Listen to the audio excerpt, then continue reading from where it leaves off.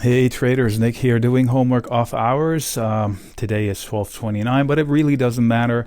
This is going to be a relatively short and simple video with a very concise message. So this is a task for you, a task for me, a promise from me, and a task for you. So I have a lot of members and subscribers, so this is my PSA basically to I'm going to give you a to-do for next year.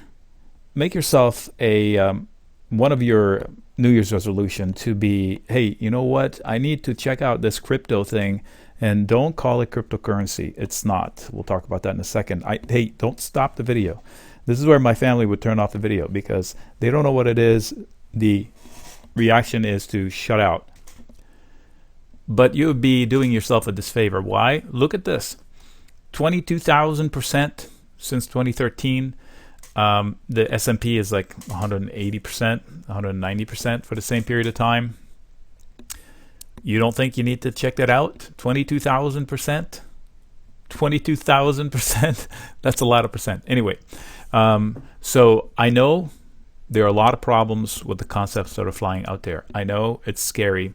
I'm gonna break it down. I'm gonna bring it down to its knees so we can understand it one bit at a time. I promise you, it's necessary. It's going to happen. What is it? Okay, let me walk you back to, you remember when you used to pay by check at the register, maybe cash and check. And then magical, you go to Macy's, you can give them a piece of card, a credit card, and it goes, and suddenly they take a carbon copy, you sign it, they take it to the bank, and the bank does something in the back, magical things, and then I get a bill and I pay it, and it's like, whoa, that's called a credit card. That was financial technology, right? Financial system took a technology step forward. And then that became electronic. Suddenly they don't need to do, they have a reader, whoop, goes to the bank electronically. They take a signature. Now they don't even take a signature most times. And now I just wave my watch and it happens. And it's like, whoa, So that's all financial technology moving. And then came about Venmo, Zelle, PayPal, and whatever else there's out there. So you can send money back and forth relatively. I can send money to myself for cheap in 2 days, tops. I sneeze on my phone, poof, money goes from one account to another. It's that easy. It's pretty phenomenal. All of this is financial technology. You know what's making all of this better? All the efforts that are going in, quote, the ridiculous crypto world. The crypto is taking technology and finance and marrying them together and taking them out of the hands of the institutions that used to control them completely. So basically they said, hey, let's think about this from outside the box. So some of this technology is going to drive everything forward in a good way. So call them cryptocurrency, you'd be doing yourself a disfavor. They are not. Some of them could be. I have used USDC and USDT as tender. I've accepted payment in those things because they are stable coins. They don't move. They're $1. But Bitcoin is not a currency. It's an asset. It's an investment asset just like gold. It is electronic gold. You're saying, whoa, what? What did he just say? Okay, so let's stop and backtrack and refocus. The goal is to get people to understand, to demystify what the heck is that thing, crypto. All right, so let's tackle the biggest skeptic of them all, that guy right there. You don't see him yet, Jamie Dimon. So his bank stock did slightly like the S&P, about 190% in the same period of time. The Bitcoin was up 22,000. So he's called it year after year after year after year, fake, worthless, terrible holder of value, an asset that's still a holder of value. Tulip bubble. First of all, the tulip bubble was in 1630 something, lasted like 6 months maybe, and it was like somebody had caused it on purpose. Like they jacked up something, they hoarded something to jack up the price, and then they failed to find new buyers and went back. So anyway, not the same. Crypto's been here for a while. So Jamie Dimon, the head of the most respected bank on Wall Street, you have to take his word at, he knows what he's talking about. So just from that same token, remember the financial debacle. All these geniuses were in charge and nobody saw the bubble then, and it was, in hindsight, clear as day. Yet nobody saw it then, right? So now he suddenly sees this bubble that is like, anyway. So take his words of caution. Don't let him shut you out. Warren Buffett is the other guy, said this will end badly. So will cash. Everything will end badly. When though? All right. So here's the thing. So he's saying fake, fake, fake, fake, terrible holder of value. Terrible holder of value is wrong.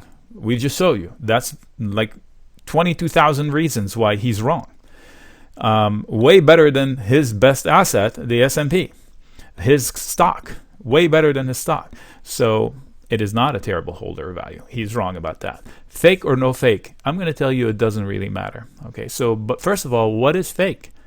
Is it because it's man-made, made by a person, person-made? Is it human-made that makes it fake? By that token, everything is fake. This whole stock market is fake. A Mona Lisa is fake. You're saying, no, it's not. It's an original. It's worth millions because there's only one of it. Yeah, but it's fake, right? Somebody made it out of thin air. It's a paper, paint. They made it. Okay, let me take that concept one step further. The Mona Lisa. This ridiculous argument, right? But it's going to make the point. So the original one is not fake, even though it's person made. It's not fake. I'll give you that, okay?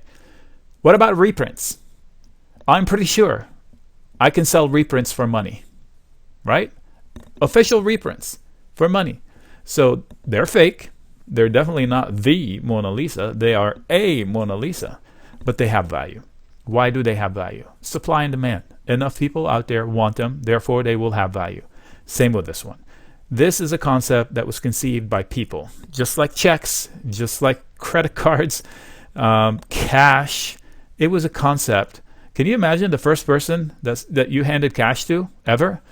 Like, hey, I made this piece of paper and it says 100 on it. Trust me, it's worth a lot. So that's cash. The first person that saw cash must have had the same reaction. Hey, I've been dealing with gold and goats and trees and whatever, and now you cows, and now you want to tell me you're going to give me a piece of paper? I'm going to give you a cow? No, that's not going to work. So same concept. The change is hard, but it is a fake or not doesn't matter. The fact that it exists, it's documented in a electronic format, and enough people want it. So you've got supply and demand. Supply is low, in fact finite, and demand is high, just like gold. Supply is low, and actually it's rarer than gold, and demand is high, so it will have value. What is a fair price? That's different, but it's not fake to the point where I can't touch it because it's fake. You have to understand the concept. Even if you don't want to invest in Bitcoin, the crypto concept is what the world is going to be functioning on. Sci-fi movies, they're self-fulfilling prophecies. Nobody deals with cash in the future. If you had the choice between taking a bunch of cash or just making the transaction electronic, everybody wants to be paperless. So it is happening. Financial technology is happening. Crypto makes that happen faster, stronger, better, more out-of-the-box thinking. Whether Bitcoin is it or not. So the next video, I will give the distinction between why is Bitcoin does nothing, but it is the spokesperson for them, and what is Ethereum, and how is Ethereum different than Ether, and why does it actually do something, and why does it exist? And then I bet you that video you would say, okay, so now I can get behind that coin as to why it exists. So fake or not, it's actually performing a task. It's actually going out, taking money from here, value from here to here, and making sure that nobody's cheating anybody. Okay, so that's a process. So it's no longer Bitcoin. Oh, I love it, I want it. Nope. This coin supports this process. So we will tackle that. There's a whole bunch of them like that. I'm not talking about Shiba Inu or Doge. Those are novelty coins more so than actual functional coins. So step one is you committing. Hey, it's free. First of all, this video is free. And it's free to open an account, poke around, and it's free to make some. By the way, 60,000, 50, 40,000, you don't need 40,000. $50, you can buy yourself Bitcoin, a piece of Bitcoin, or Ethereum, or a cheap coin. So it's fun because it's small mistakes as you learn. And please ask questions. I made a mistake this month. that cost me about $400. It was an operational mistake, not a coin investment mistake. So far, my coin investments have been all green, whether, beginner's luck or not, I don't care. And then they've been total fun except for this little nightmare. And I learned my lesson. So now I'm teaching my lesson. I will share more lessons like this one. Step 1, commit. Just learn. I'm not asking you to put, $10,000 in it. I'm just sharing my knowledge, and I'm just asking you to be open to the Bitcoin concept, because financial technology is here. You've got PayPal, Visa, MasterCard, AXP. They're all there. And then you have the newcomers like SoFi and Affirm. They're going to, and Square, did I say Square? They're going to take this to the next level. Whatever this financial technology. We went from money, checks, credit cards, travel checks before that, credit cards, to electronic credit cards, to watch and phone transactions, and now I can transfer money from one place to another just by an address. So I give a gobbledygook address, copy it, or even one of those the scanner codes. So pretty cool stuff. Don't shut yourself out.